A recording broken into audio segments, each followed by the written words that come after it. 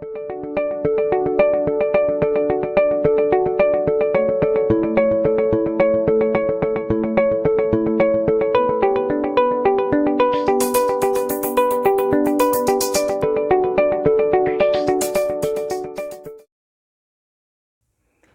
नमस्कार, मेरे चैनल में फिर से आपका स्वागत है।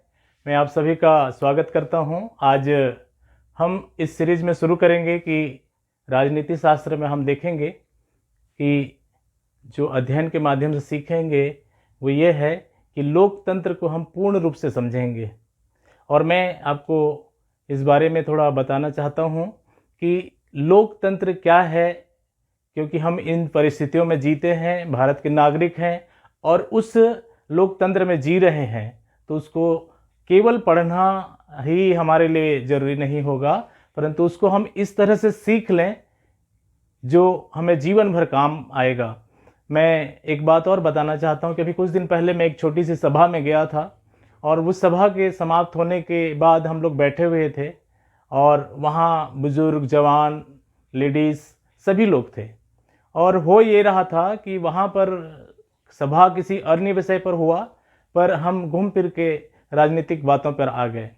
तो राजनीति को हमारे देश का समझना हमको बहुत ही आवश्यक है, क्योंकि ये हमारे जीवन शैली से जुड़ा हुआ है और हमारे जीवन के प्रत्येक भाग को प्रभावित करता है। हम जीवन के प्रत्येक भाग को प्रभावित करता है, चाहे बच्चा हमारे यहाँ पैदा हो रहा है या जवान हुआ या कोई बुज़ुर्ग हुआ या हमारी बेटी बहनें जो कहीं काम में जाती हैं, सारे चीज़ों के लिए संविधान बना हुआ है, सारे चीज़ों के लिए कानून बना हुआ है, उसको राजनीतिक रूप से क्या किया जाता है, पूरा किया जाता है। और लोकतंत्र में हमारे संविधान ने ऐसा व्यवस्था किया है कि हम सभी का जो अधिकार है वो लोकतंत्र में सभी को पूर्ण रूप से आमूलचूल रूप से परिवर्तित होने का या आमूलचूल रूप से हम विकास करने का अवसर हमको प्रदान करता है। मैं आज आपको ये बताऊंगा, इस हेडिंग को आप देख रहे होंगे, मैं लिखा हूँ लोकतंत्र, और जिसे हम प्रजातंत्र भी कहते हैं और इंग्लिश में इसको हम लोग डेमोक्रेसी भी कहते हैं। और ये जो शब्द है हम देखते हैं लोकतंत्र, लोक का मतलब होता है लोग या लोगों का, लोक धन तंत्र, तो इससे बना है लोकतंत्र, और जिसका अर्थ होता है कि लोगों के द्वारा बनाया हुआ शासन तंत्र या लोगों के द्वारा चलाया जाने वाला शासन तंत्र। और उसको हम आज विस्तृत रूप से देखेंगे और सीखेंगे। मैं इस बात को आपको पूर्ण रूप से सीक्वेंस में बताऊंगा, सिस्टमेटिक ढंग से बताने की कोशिश करूंगा, ताकि आप एक बार अगर समझ जाएंगे तो भारत देश में जो शासन तंत्र चल रहा है उसको आप बहुत अच्छे से समझ सकते हैं, क्योंकि आप उसके अंग हैं। आप उसके अंग हैं और आपका सबसे बड़ा अधिकार यह है कि आप वोट देके, मताधिकार जो आपको दिया गया है उसके अनुसार से आप सरकार बनाते हैं, आपकी भागीदारी है। और भागीदारी होने के नाते आपका ये फर्ज है कि आप इसको अच्छा से जानें, समझें, न केवल हम वोटर बन के रहें बल्कि हम इस चीज़ को पूर्ण रूप से समझें, जिससे कि हमारी जीवन शैली में जुड़ जाए। क्योंकि लोकतंत्र की शासन व्यवस्था जो है पूर्ण रूप से हमारे जीवन शैली को प्रभावित करता है या उस माहौल में हम जीते हैं। मैं और एक तरह से आपको बताना चाहूँगा, जैसे कि मान लीजिए ये एक गमला है, ये एक गमला है और इस गमले में मैं बताना चाहता हूँ, ये एक गमला है और ये गमले में ये मिट्टी भरा हुआ है और ये हमारा जो है संविधान है। ये मिट्टी या गमला जो है हमारा संविधान है। और यहाँ पर क्या हो रहा है कि ये गमला जो है हमको, संविधान जो है पूर्ण सारे अधिकारों को हमको दे रही है, हमारा संविधान है। अब यहाँ से तीन चीजें निकलती हैं, जैसे कि 3 पौधे निकल रहे हैं। ये मान के चलिए कि 3 पौधे निकल रहे हैं यहाँ से, और ये 3 पौधे जो हैं हमारे संसदीय व्यवस्था को पूर्ण रूप से परिभाषित करते हैं। और ये जो पूरा भाग है ये हमारा लोकतंत्र का जो संविधान है उसको क्या करता है, आच्छादित करता है। और हम यहाँ पर जितने लोग हैं हम यहाँ पर पाए जाते हैं। मान लीजिए इसको हम कह देते हैं कि ये व्यवस्थापिका है, कार्यपालिका है और न्यायपालिका है। तो ये जो तीन भाग निकल रहे हैं, मान लो इसको मैं कहता हूं व्यवस्थापिका, व्यवस्थापिका है, ये है कार्यपालिका, कार्यपालिका और ये है न्यायपालिका, इसको हम कह सकते हैं न्यायपालिका। तो ये तीन जो हमारे सामने व्यवस्थित ढंग से अंग निकल रहे हैं और इसी में हम पूरा जीवन शैली को लोकतंत्र में अपना पाते हैं, अपने विकास को पाते हैं। और ये तीनों स्वरूप जो है एक होकर इस गमला जैसा है, वो जैसे संविधान कह रहा हूं मैं, गमला हमारा संविधान है और ये संविधान में ये तीनों चीज पनप रहे हैं और इतने जो भी जनता यहाँ पाए जा रहे हैं, इन जनता का ये पालन पोषण कर रहे हैं या उनके अधिकारों का संरक्षण कर रहे हैं। तो संविधान मैं कहूँ कि हमारे लोकतंत्र का जिस तरह से एक भूमि में एक पेड़ उगता है उसी तरह उगता है, उसी तरह से एक गमला में उगा हुआ हमारा गमला जो है क्या है, संविधान है। और इसमें तीन पौधे, एकदम मजबूत पौधे उगे हुए हैं और उन मजबूत पौधे में क्या क्या है, व्यवस्थापिका, कार्यपालिका और न्यायपालिका। एक अंग और है जो मैं आपको बताना चाहता हूँ, वो ये है कि इसको मैं पेड़ का रूप दिया है मैंने और पौधे का रूप दिया है। एक अंग और है, वो है प्रेस।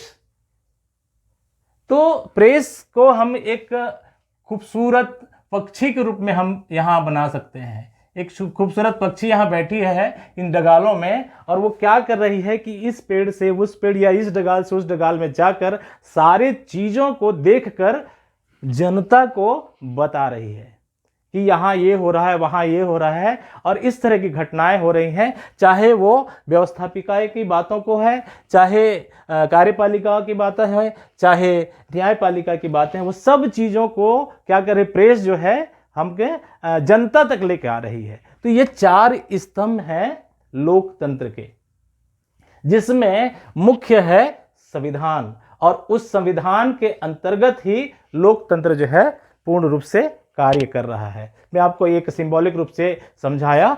मैं अब आपको इधर ले चलता हूं जहां हम देखते हैं कि लोकतंत्र, प्रजातंत्र और जिसको हम कहते हैं लोकधन तंत्र या जो कहें कि लोगों का द्वारा बनाया हुआ एक शासन व्यवस्था जिसमें लोगों का पूर्ण विकास होता है, उसको हम थोड़ा सा सिस्टमेटिक ढंग से देखने की कोशिश करेंगे ताकि आप कभी ना भूलें। मेरे वीडियो को बार बार जरूर देखिएगा ताकि आपको हमेशा याद रहेगा। अब बात आता है कि लोकतंत्र हम किसे कहते हैं और लोकतंत्र किसे कहना चाहिए। अब ऐसा है कि लोकतंत्र का जो परिभाषा है लोगों ने बहुत तरीके से दिया, बहुत अपने अपने तरीके से परिभाषित किया है, पर एक जो परिभाषा है लगभग सर्वमान्य रूप में लोकतांत्रिक देशों में माना जाता है, वो है जनता का, मैं आपको बताया लोक धन तंत्र, मतलब लोगों का तंत्र। तो ये शासन जो है लोकतंत्र किसका है, जनता का है।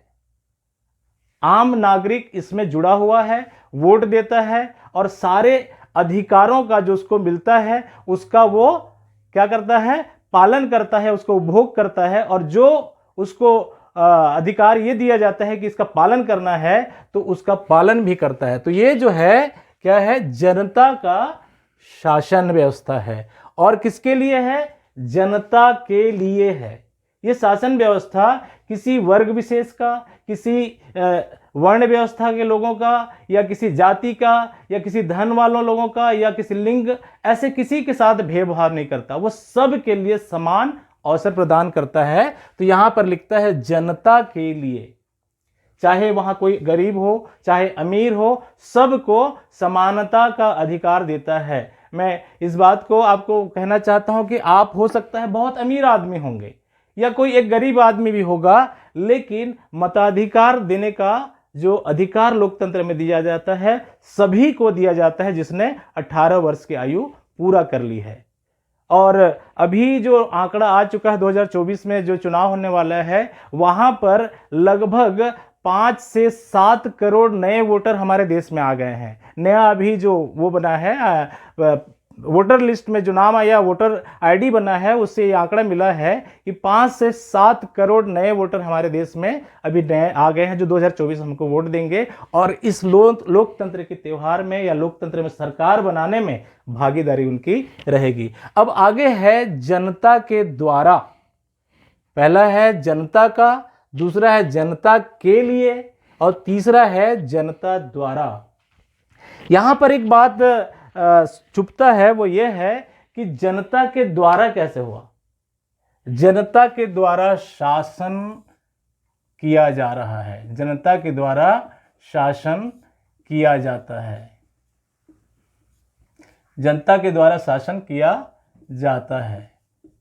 अब इसको हम थोड़ा देखेंगे कि जनता के द्वारा शासन कैसे किया जाता है। जनता के द्वारा शासन ऐसे किया जाता है कि आप कौन से वर्ण के हैं, किस जाति के हैं, धनवान हैं, गरीब हैं, किस लिंग के हैं, कोई भेदभाव नहीं करता, सभी को समान अवसर देता है कि आप आइए और जनता के प्रतिनिधि बनिए या उनको जनता द्वारा चुना जाता है और चुनकर क्या किया जाए, जनता द्वारा चुना जाता है ताकि वो जनता पे शासन करें और जनता के प्रतिनिधि होते हैं। तो यहां पर जनता का, जनता के लिए, जनता द्वारा शासन किया जाता है, उसको क्या कहते हैं, लोकतंत्र कहते हैं। ये परिभाषा एक सर्वमान्य परिभाषा ये अब्राहम लिंकन जी ने दिया, अमेरिका के राष्ट्रपति, वे 16वें राष्ट्रपति हुए ये, जिन्होंने ये परिभाषा को दिया है। तो हम देखते हैं कि लोकतंत्र एक ऐसी व्यवस्था है जो सबको समान अवसर प्रदान करती है और समान अवसर प्रदान करने का यह है कि हर व्यक्ति को फलने फूलने और इस संसार में या इस लोकतांत्रिक व्यवस्था में जीने का अधिकार देती है। और वो जो भी, चाहे वो देश के किसी मुख्य स्थान पर बैठा हो या देश के एकदम सुदूर क्षेत्र में कोई छोटे से जगह में रहता हो, उसे भी मताधिकार एक ऐसा अधिकार है लोकतंत्र में कि वो अपना प्रतिनिधि चुनकर क्या कर सकता है, लोगों के ऊपर शासन करने के लिए या देश पर शासन करने के लिए नियुक्त कर सकता है। आगे हम देखेंगे, आज थोड़ा देखेंगे लोकतंत्र के इतिहास के बारे में। तो लोकतंत्र का जो इतिहास या लोकतंत्र शुरुआत कैसे हुआ, लोकतंत्र का शुरुआत कैसे हुआ, उस बारे में भी हमको थोड़ा समझना चाहिए। तो लोकतंत्र का जो शुरुआत हुआ है वो रोमन साम्राज्य में आध्यात्मिक आधार पर मानव के समानता का समर्थन किया गया।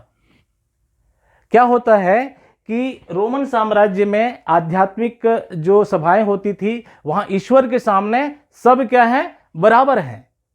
तो आध्यात्मिक सभाओं में यह बात को महसूस किया गया कि ईश्वर के सामने जब सब बराबर हैं तो यहां पर लोकतंत्र को समर्थन मिला। और वो ऐसा मिला कि उस समय राजतंत्र हुआ करता था, उस समय राजतंत्र हुआ करता था। तो राजतंत्र का विरोध होने लगा क्योंकि वहां कुछ विशेष लोग, कुछ परिवार के लोग ही जो क्या कर रहे थे, शासन कर रहे थे। लेकिन रोमन साम्राज्य में आध्यात्मिक आधार पर मानव मतलब ये होता है कोई पर्टिकुलर व्यक्ति नहीं हो जाता, मनुष्य समाज की व्यक्ति, प्रत्येक व्यक्ति की बात आती है। तो प्रत्येक व्यक्ति जब ईश्वर के सामने क्या है, समान है या बराबर है, तो वो फिर इस शासन व्यवस्था के अंदर कैसे अलग हो सकता है, राजतंत्र के अंदर कैसे छोटा बड़ा हो सकता है। तो वहां पर विरोध चालू हुआ और ये विरोध जो है बढ़ते बढ़ते बढ़ते हम देखेंगे कालांतर में परिवर्तित हो गया। और यहां पर ऐसा है कि इस समय में कुछ पूरे विश्व में कुछ ऐसे आंदोलन हुए, कुछ क्रांतियां हुई और उन क्रांतियों में क्या हुआ कि इतना जन समर्थन मिला और राजतंत्र का विरोध बहुत भारी रूप से होने लगा। और उस समय कुछ ऐसे क्रांतियां हुई, जिसमें कुछ क्रांतियों का नाम ले रहा हूं, जिन्होंने लोकतंत्र को स्थापित करने में बहुत मदद की है। उसमें पहला है 1688 में इंग्लैंड की रक्तहीन क्रांति। इंग्लैंड में ऐसे क्रांति हुई कि कोई लड़ाई झगड़ा नहीं हुआ, लेकिन वहां राजतंत्र का पूर्ण रूप से विरोध किया गया, बहुत ज्यादा विरोध किया गया। और इस तरह से एक मील का पत्थर हम कहें कि स्थापित होने लगा लोकतंत्र की स्थापना में, वो है 1688 में इंग्लैंड की रक्तहीन क्रांति। दूसरा है 1776 में अमेरिकी क्रांति। अमेरिका में भी एक क्रांति हुआ। अमेरिका में क्रांति हुआ कि वहाँ बहुत सारे उपनिवेश थे और वहाँ क्या था, ब्रिटेन का शासन था और उसका सभी उपनिवेशों ने क्या किया, उसका विरोध किया। और सभी उपनिवेशों ने जब विरोध किया तो हो क्या रहा है कि सभी में समानता की भावना। अब एक व्यक्ति तकलीफ में है या एक उपनिवेश के लोग या एक राज्य के लोग क्या है, तकलीफ में है, तो देखिए कि हम भी तकलीफ में हैं और विरोध कर रहे हैं, दूसरे ने उसका समर्थन किया। तो जो जो तकलीफें ये इनसे फेस कर रहे थे, उन तकलीफों से सभी लोगों ने मुक्ति पाना चाहा। क्या था वो कि उपनिवेशवाद से वो बाहर निकलना चाहते थे। इंग्लैंड के उपनिवेशवाद से बाहर निकलने के लिए 1776 में अमेरिकी क्रांति भी लोकतंत्र को स्थापित करने में बहुत बड़ा योगदान दिया है। और आगे हम देखेंगे 1789 में फ्रांसीसी क्रांति हुआ। फ्रांस में भी ऐसा क्रांति हुआ कि वहां पर राजतंत्र का विरोध किया गया और फ्रांसीसी क्रांति का भी विश्व में लोकतंत्र को स्थापित करने में बहुत बड़ा योगदान है। मैं इस बात को बड़ा खुशी के साथ कहना चाहता हूं कि 19वीं सदी में एक औद्योगिक क्रांति भी हुआ। औद्योगिक क्रांति एक ऐसा क्रांति है जो मनुष्य के जीवन को पूर्ण रूप से बदल दिया। और पूर्ण रूप से क्या बदल दिया कि लोग जो है औद्योगिक क्रांति के आने से उनके जीवन शैली में बहुत सारा परिवर्तन आ गया और बहुत सारे उद्योग धंधे खड़े हो गए। जो मनुष्य खेती में या पूरा शारीरिक मेहनत केवल करता था, उस समय औद्योगिक क्रांति होने से लोग कारखानाओं में काम करने लगे और कारखानाओं में जब काम करने लगे तो एक जगह बहुत सारे लोग मिलते थे और जब एक जगह बहुत सारे लोग मिलते थे तो अपनी बातों को एक दूसरे तक शेयर करते थे। और जब एक जगह मिल रहे हैं, कारखानाओं में काम कर रहे हैं, तो कारखानाओं में भी कुछ ऐसी बातें थी जिनका वो विरोध करते थे। उसके लिए क्या होता था कि एक मजदूर दूसरे मजदूर का साथ देता था। तो इस तरह से 19वीं शताब्दी में औद्योगिक क्रांति भी लोकतंत्र को स्थापित करने में बहुत मददगार साबित हुआ है। और मैं भारत देश के बारे में कहूंगा कि भारत देश के परिप्रेक्ष्य में यह कहना चाहूंगा कि भारत देश में मंगल पांडे जी के बारे में जानते हैं सब कि उन्होंने कारतूस की जो है उसको मुंह से निकालने के लिए मना कर दिया और वहां से उन्होंने अंग्रेजों का विरोध किया तो यहां से शुरू होते होते हमारे देश में 1947 तक के जो आंदोलन हुए, बहुत सारे आंदोलन हुए, चाहे नमक सत्याग्रह आंदोलन कहें, चाहे हम भारत छोड़ो आंदोलन कहें, चाहे बहुत सारे ऐसे आंदोलन हुए जिसके कारण से क्या हुआ, लोगों में एकजुटता आई। और एकजुटता आने के कारण से हम समझे कि जो अधिकार आपको मिलना चाहिए वो अधिकार मुझे भी चाहिए। सब लोगों ने समझा कि जो अधिकार दूसरे को मिलना चाहिए, जो स्वतंत्रता दूसरे को मिलना चाहिए, जो सुविधाएं दूसरे को मिलना चाहिए, वो मुझे भी चाहिए। और लोगों ने क्या किया, उसका विरोध किया। और इस तरह से धीरे धीरे हम देखते हैं कि 5 स्टेज ऐसे आए जिसके द्वारा से विश्व में लोकतंत्र की स्थापना होती गई। और लोकतंत्र की स्थापना से लोगों के जीवन शैली में बहुत परिवर्तन आया, क्योंकि एक समय था कि कुछ राजतंत्र में ऐसा था या राजशाही तंत्र में ऐसा परिस्थितियां तकलीफ था कि लोगों का जो जीवन है केवल परिवार विशेष के लिए ही कार्य करते थे, वो अपने विकास के लिए कुछ भी नहीं कर पाते थे। और सारी जो समस्याओं का जो जड़ बन गया था वो ये था कि लोगों की स्वतंत्रता नहीं के बराबर थी। और मनुष्य के जीवन की सबसे जो कीमती चीज है वो है उसकी स्वतंत्रता। और जब स्वतंत्रता होता है जीवन में तो उसका पूर्ण विकास होता है। और विकास रुक गया था, लगभग रुका हुआ था, क्योंकि इस समय के लोग क्या कर रहे थे, किसी वर्ग विशेष के लिए, किसी कुल विशेष के लिए ही काम कर रहे थे, अपने लिए कुछ सोच नहीं पा रहे थे, अपने क्षेत्र के विकास के लिए कुछ भी नहीं कर पा रहे थे। चाहे उनकी आवश्यकता उनको महसूस हो रही थी, पर ऐसे विधियां, ऐसे कानून बनी हुई थी जिसके कारण से उसे बाहर नहीं निकल पा रहे थे। तो ये जो मैं आपके सामने रखा हूं 5 क्रांति के रूप में रखा या 5 क्रांतियां हुई, तो उसमें भारत में जो लोकतंत्र की स्थापना हुआ, मैं सोचता हूं या मेरे विचार से यह है कि भारत देश में मंगल पांडे का जो विरोध चालू हुआ, वहां से लोकतंत्र का स्थापना आरंभ हो गया था। और इस समय, इस काल में जो है हमारे देश में राजतंत्र का पूरा बोलबाला था। बहुत सारे रियासतों में हमारा देश बटा हुआ था और बहुत सारे रियासतों में बटे होने के कारण से लोगों का जीवन जो है क्षेत्र में बटा हुआ था और वे बहुत दबे कुचले सा जीवन गुजार रहे थे। और राजतंत्र जो व्यवस्था था कि जो भी वो कमाते थे वो टैक्स के रूप में सरकार को ही देते थे या राजाओं को देते थे, पर उनका जिस तरह से विकास होना चाहिए उस तरह से नहीं हो रहा था। और यहां पर हम देखेंगे कि बहुत सारे ऐसे परिस्थितियां निर्मित हुए कि जमींदारी प्रथा आ गई और अंग्रेज आ गए, और इस तरह से ये सारी बातें जो है मनुष्य को केवल दबा कर रखी हुई थी। अशिक्षा का अभाव था, शिक्षा का अभाव था, स्वास्थ्य का अभाव था, लोगों की स्वतंत्रता का अभाव था। तो इस तरह से हम देखते हैं कि ये जो 4-5 जो क्रांतियां हुई, ये लोकतंत्र को स्थापित करने में बहुत मददगार हुई हैं। और इन्हीं के कारण से लोगों ने क्या किया था, इसको जिया था और वहां से निकलना चाहते हैं। और निकलने के लिए उन्होंने क्या किया कि लोकतंत्र जैसे शासन व्यवस्था को अपनाया। अब हम देखते हैं कि लोकतंत्र कितने प्रकार का होता है। लोकतंत्र 2 प्रकार का होता है। इससे पहले कि मैं इसमें जाऊं, मैं आपको बताना चाहता हूं कि लोकतंत्र की सबसे पहली स्थापना स्विट्जरलैंड में हुई और स्विट्जरलैंड में हुई और वहां से लोकतंत्र का जो आरंभ होना शुरू हो गया। आइसलैंड में स्विट्जरलैंड में लोकतंत्र की स्थापना हुई, पर वहां पर भी पूर्ण रूप से नहीं हो पाया था।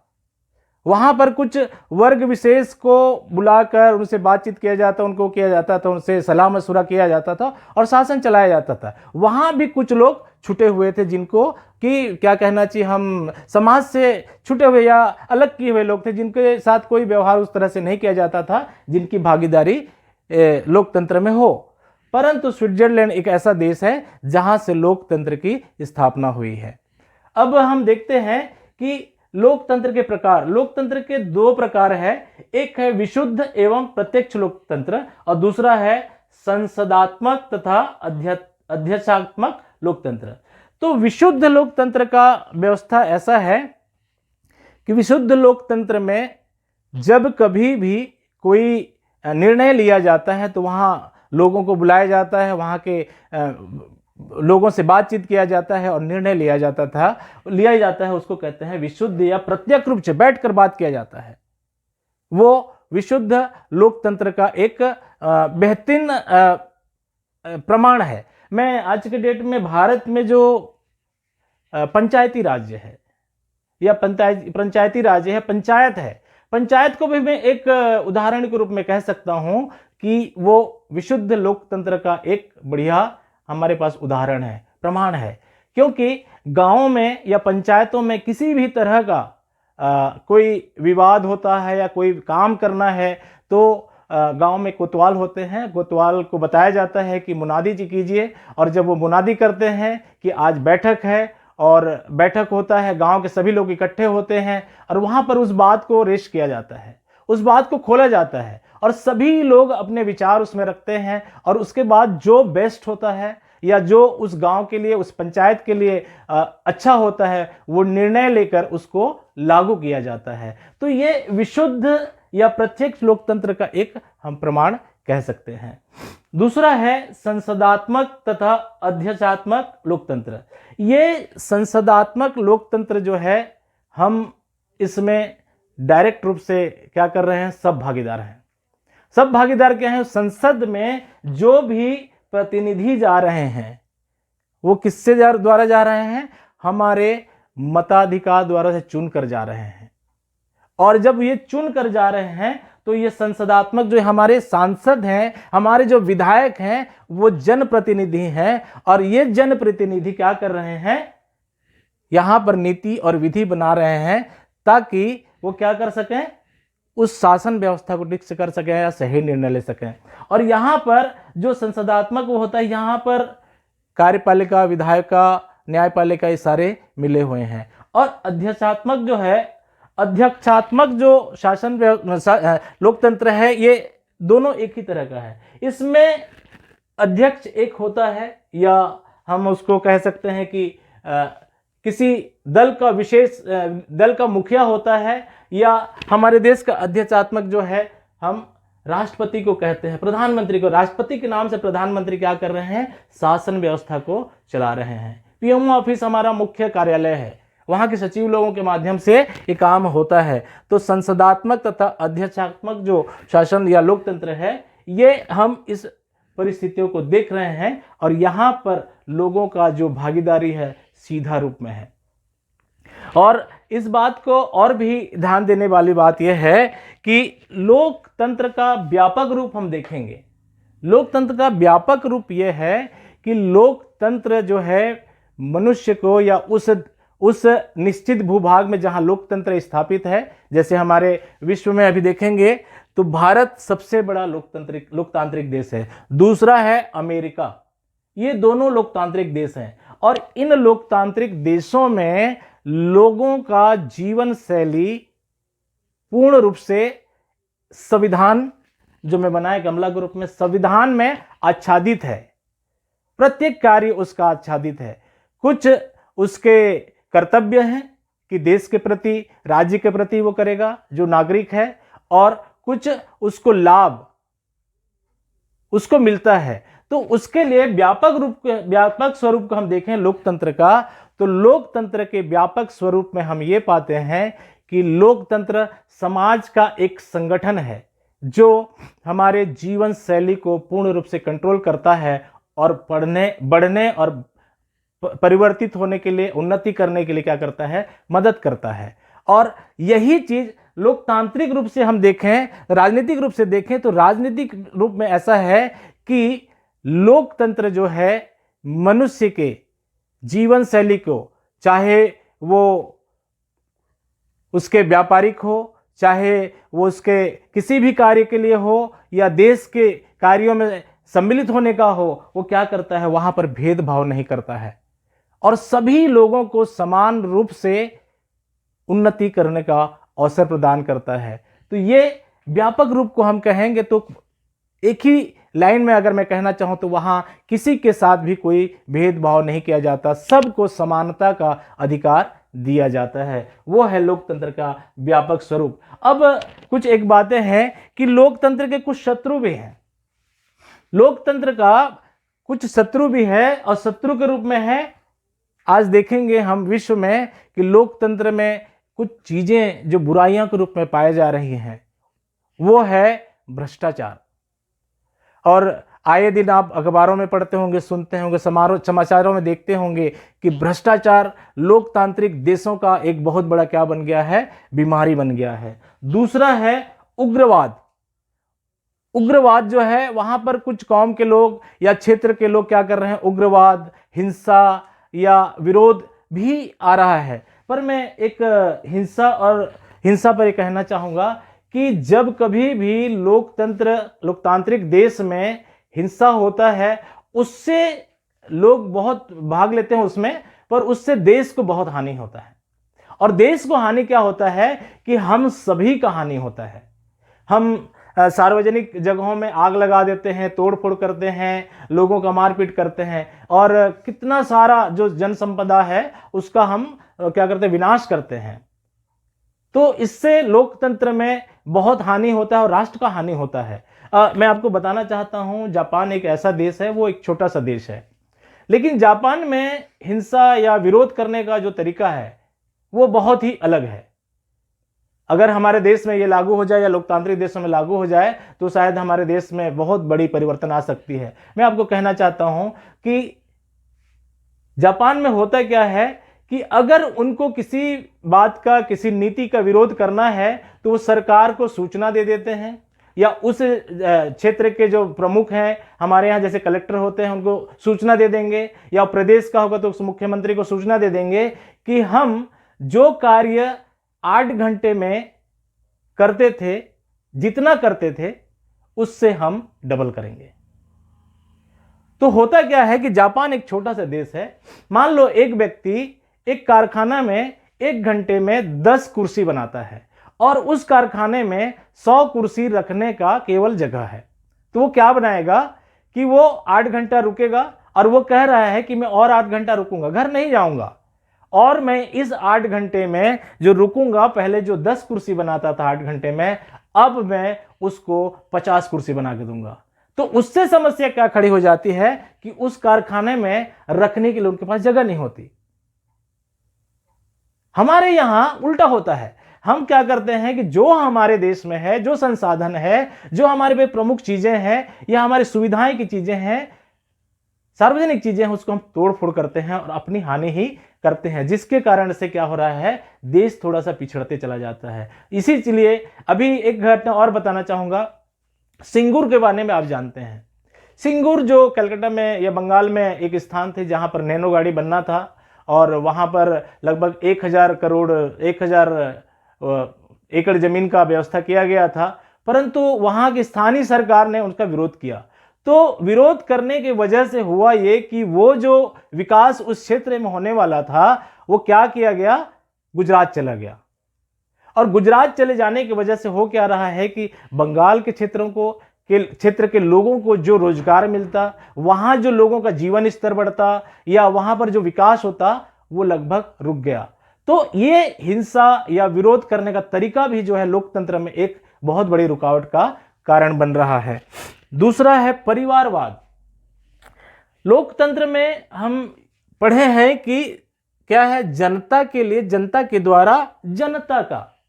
लेकिन अगर परिवारवाद आ जाता है, और आज हम देखेंगे कि कुछ राजनीतिक पार्टियां हैं जहां पर परिवारवाद का बहुत बोलबाला है, और कोई भी पार्टी का या कोई भी एक नेता जो एक बार बन जाता है लोकतंत्र में, वो नहीं चाहता है कि दूसरे बार किसी दूसरे को मौका दे। वो चाहता है कि मेरे परिवार के लोग ही सामने आए। इस वजह से भी उचित न्याय व्यवस्था या उचित विकास का कार्य नहीं हो पा रहा है। ये एक बहुत बड़ा हमारे लिए गलत प्रमाण दिख रहा है लोकतंत्र में विकास होने का। तीसरा एक बात है कॉरपोरेटवाद। कॉरपोरेटवाद एक बात ऐसा है कि आज बड़े बड़े जो औद्योगिक घराने हैं, वो क्या कर रहे हैं, संसद में जा रहे हैं और नीति बनवा रहे हैं, और अपने सुविधा के हिसाब से नीति बनवा कर वो क्या कर रहे हैं, देश में शासन करने का हस्तक्षेप कर रहे हैं और इस शासन व्यवस्था को प्रभावित कर रहे हैं। और ये भी लोकतांत्रिक व्यवस्था को तोड़ने का या कमजोर करने का एक माध्यम बन गया है। और एक है निरंकुश शासकीय शासन प्रणाली। आज हम किसी भी सरकारी या शासकीय अस्पताल में, ऑफिस में जब जाते हैं, तो हम देखेंगे कि वहां पर जिस तरह की जवाबदेही होना चाहिए, वो जवाबदेही जनता के प्रति नहीं दिख रहा है। वो निरंकुश रूप से मेरी मर्जी, मैं करूं, कल करूंगा, परसों करूंगा, इस तरह से वो टालते रहेंगे। आपके फाइल आगे नहीं बढ़ेगा, आपका कार्य आगे नहीं होगा, जबकि उनको जनता के कमाए हुए पैसे से वेतन दिया जाता है, पर वे जनता के लिए कार्य नहीं कर रहे हैं। तो निरंकुश शासकीय जो व्यवस्था है, उसको भी, वो भी जो है लोकतंत्र को कमजोर कर रहा है। मैं अभी कुछ दिन पहले एक कार्यालय में गया था और वहां एक कमिश्नर जी से मिला था, और उनके ऑफिस में हम जैसे पहुंचे तो नीचे एक व्यक्ति हमको मिला, हमसे बात किया और बड़े आदर से बात किया। मैं बहुत खुश हुआ। मेरा पहला एक्सपीरियंस था कि मैं इतना अच्छा भी हमारे देश में परिवर्तन आ रहा है। तो वहां पर उनका जो नीचे बाबू था, उन्होंने मुझसे पूछा कि किस काम से आए। हम बताए इस काम से आए हैं। वो फिर गए, अपने अधिकारी से बात किए और बोले कि मैं उनको बता दिया हूँ। थोड़ी देर बाद आके बोले कि मैं उनको बता दिया हूँ, आप लोग जाइए। तो वो दूसरे मंजिल पे बैठते हैं। हम लोग 5-7 लोग थे, तो मेरे साथ कुछ बुजुर्ग लोग भी थे, और हम सीढ़ी के द्वारा से जब ऊपर गए तो वहाँ उनका जो पीए और एक जन बैठा हुआ था, उन्होंने हमको देखा, हमको सबको सलाम किया और कहा कि आप लोग सीढ़ी चढ़ के ऊपर आए हैं, 5 मिनट बैठ जाइए, क्योंकि आप लोग का सांस फूल जाएगा बात करेंगे तो। फिर हम थोड़ी देर बैठे रहे, फिर साहब जी का निमंत्रण आया और हम उनके साथ बैठे।